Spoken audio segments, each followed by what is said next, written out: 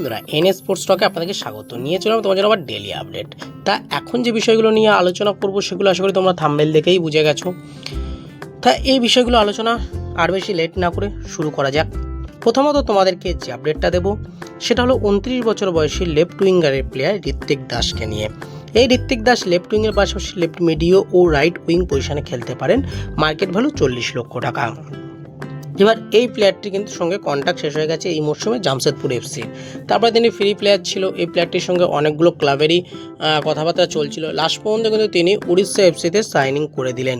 যতটুকু এখনও পর্যন্ত আপডেট আছে তিনি কিন্তু উড়িষ্যা এফসিতে সাইনিং করে দিয়েছেন। অফিসিয়াল অ্যানাউন্সমেন্ট কিন্তু খুব তাড়াতাড়ি আসতে চলেছে। ঋত্বিক দাস প্লেয়ারটি কিন্তু খুবই ভালো প্লেয়ার এবং খুবই মাথা ঠান্ডার প্লেয়ার বলা যায়। লেফট উইং এই চ্যানেলটা কিন্তু তিনি খুব ভালো ইউজ করতে পারেন এবং তার মধ্যে একটা তীব্র রান রয়েছে। সেই রানের জন্য কিন্তু তিনি আরও বেশি এই ক্লাবগুলোর নজরে পড়েছেন। তো এবার এই ঋত্বিক দাস দেখা যাক শেষ পর্যন্ত কীরকম পারফরমেন্স করে উড়িষ্যা এফসিতে এসে, সেদিকে তো অবশ্যই আমাদের নজর থাকবে। তোমাদের কি মতামত তোমরা অবশ্যই জানিও। এরপরে চলে আসি পরবর্তী আপডেটে, সেটা হলো বন্ধুরা 26 বছর বয়সী সাহিল পানোয়ারকে নিয়ে। মার্কেট ভ্যালু 40 লক্ষ টাকা। বর্তমানে তিনি কিন্তু মুম্বাই সিটি এফসির সঙ্গে যুক্ত ছিলেন। এই প্লেয়ারটি লেফট ব্যাকের পাশাপাশি রাইট ব্যাক পজিশনেও খেলতে পারেন। এবার এই প্লেয়ারটির সঙ্গে কিন্তু আরও 2 বছরের কন্ট্রাক্ট এক্সটেনশন করে নিল Mumbai city FC. Mumbai city FC তোমরা সবাই দেখেছো যেসব দামি দামি প্লেয়ারগুলো আছে তাদেরকে ছেড়ে দিয়ে তারা কিন্তু কম দামি প্লেয়ার, মানে যাদের একটু এটা স্যালারিটাও কম হবে সেরকম প্লেয়ারকে কিন্তু তুলে নিয়ে তারা কিন্তু ভালো মতো তাদেরকে শিক্ষা দিয়ে তারপরে কিন্তু সেখান থেকে বলা যায় অন্য অন্য ক্লাবে ছেড়ে দিচ্ছে। তার কারণ কি, মুম্বাই কিন্তু প্লেয়ার অবশ্যই তৈরি হচ্ছে। মুম্বাইয়ের প্লেয়ার কিন্তু অনেক জায়গায় যাচ্ছে। প্রতিটা ক্লাবে কিন্তু দেখো, যদি দেখা শুরু করো যখন থেকে মুম্বাই ক্লাবটা শুরু হয়েছে, যখন ইন্ডিয়ান সুপার লিগ শুরু হয়েছে, তারপর থেকে মুম্বাই থেকে কত প্লেয়ার অন্য অন্য ক্লাবে গেছে। কারণ মুম্বাই প্লেয়ার তৈরি করতে জানে, মুম্বাই প্লেয়ার তৈরি করে। আদার্স ক্লাবগুলো তো প্লেয়ারদের বসিয়ে বসিয়ে তাদের কেরিয়ারগুলো শেষ করে দেয়। সেখানে কিন্তু মুম্বাই সিটি এফসি তারা কিন্তু প্লেয়ার তৈরি করতে জানে। তা যাই হোক, এই সাহিল পানোয়ার তার সঙ্গে কিন্তু আরও 2 বছরের কন্ট্রাক্ট এক্সটেনশন করে নিয়েছে মুম্বাই সিটি এফসি। এরপরে চলে আসি একটু মোহনবাগানের আপডেটে। তাহলে মোহনবাগান কিন্তু একটি প্লেয়ারকে সাইনিং করে নিয়েছে, যে প্লেয়ারটির উপরে নজর কিন্তু কিছু মরশুম ইস্টবেঙ্গলের ছিল। হয়তো এই মরশুম ছিল না ঠিকই, কিন্তু আগে কিছু মরশুম কিন্তু ইস্টবেঙ্গলের ছিল। সেই প্লেয়ারটি হলো 26 বছর বয়সী সেন্টার ব্যাকের প্লেয়ার অ্যালেক্স সাজি। এই অ্যালেক্স সাজির সঙ্গে কিন্তু আমরা দেখেছিলাম যে বিগত কিছু মরশুমে ইস্টবেঙ্গলের একটা লিঙ্ক আপ তৈরি হয়েছিল, ইস্টবেঙ্গলের সঙ্গে তার কথাবার্তা হয়েছিল, কিন্তু শেষ পর্যন্ত তিনি ইস্টবেঙ্গলে আসেননি। তা এই অ্যালেক্স সাজি সেন্টার ব্যাকের পাশাপাশি রাইট ব্যাকের প্লেয়ার, মার্কেট ভ্যালু 80 লক্ষ টাকা।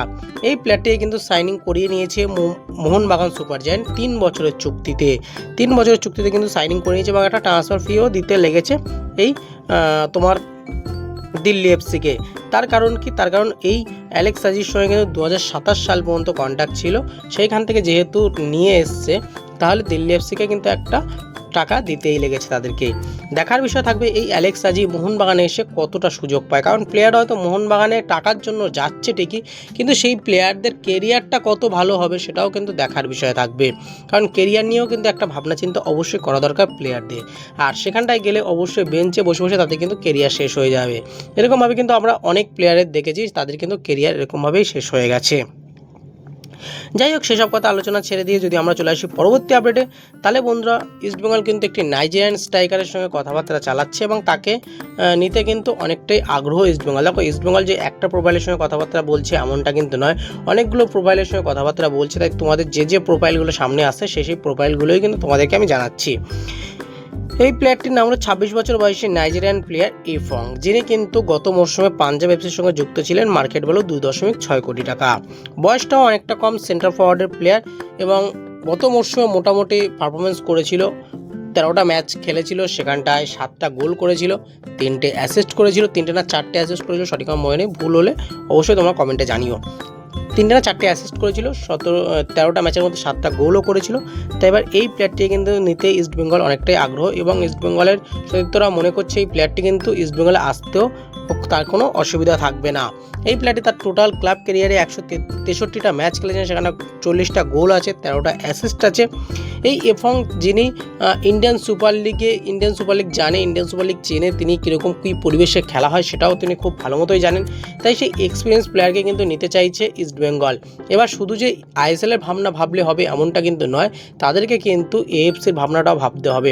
কারণ এই এফং তিনি এএফসিতে গিয়ে কীরকম পারফরমেন্স করবে সেটাও কিন্তু দেখার বিষয় থাকবে। আর এফংয়ের থেকে আমি মনে করি কালকে যে নামটা উঠে এসেছিল, যে ওই 28 বছর বয়সী যে সেন্টার ব্যাকটা গিলেরমো মেকে নিয়ে যে একটা নাম উঠে এসেছিল, সেই নামটা হলেও কিন্তু মনে হয় না যে খুব খারাপ হতো, বা তাকে সাইনিং করালেও খুব খারাপ হতো। উরুগুয়ের সেন্টার ফরওয়ার্ডটা দেখার বিষয় থাকবে যে ইস্টবেঙ্গল শেষ পর্যন্ত কাকে সাইনিং করায়, কারণ অনেকগুলো নাম কিন্তু সামনে আসছে। আমি কালকেও বলেছি এবং আজকেও বলছি যে ইস্টবেঙ্গলের যে এই যে রিউমারগুলো আসছে, এই রিউমার কিন্তু কোনোভাবে বিশ্বাসযোগ্য নয়। তার কারণ কি, ইস্টবেঙ্গল কিন্তু রিউমারের ঊর্ধ্বে উঠে যে কোনো প্লেয়ারকে সাইনিং করিয়ে নিচ্ছে, তাই রিউমারের সঙ্গে কিন্তু কোনো রকম কোনো মিল খাচ্ছে না। সেই জন্যই বলবো রিউমারে একটু তোমরা কম কান দাও, বেশি কিন্তু কান দিও যখন অ্যানাউন্সমেন্ট আসবে তারপরে। তা যাই হোক বন্ধুরা, এই এফংকে যদি শেষ পর্যন্ত নিতে পারে ইস্টবেঙ্গলের জন্য ভালো যেমন হবে, সেরকমভাবে ইস্টবেঙ্গলের জন্য একটু চিন্তারও ভাঁজ থাকবে এএফসি কাপের জন্য। তা যাই হোক, শেষ পর্যন্ত কী হয় সেটা অবশ্যই দেখার বিষয় থাকবে। তো আজকে ভিডিওটা এইটুকুনি, যাতে ভালো লাইক কমেন্ট শেয়ার করো, আর অবশ্যই চ্যানেলটা সাবস্ক্রাইব করো, পাশে থাকবে বেল আইকনটি ক্লিক করে নিও। ধন্যবাদ বন্ধুরা, ভালো থেকো, সুস্থ থেকো।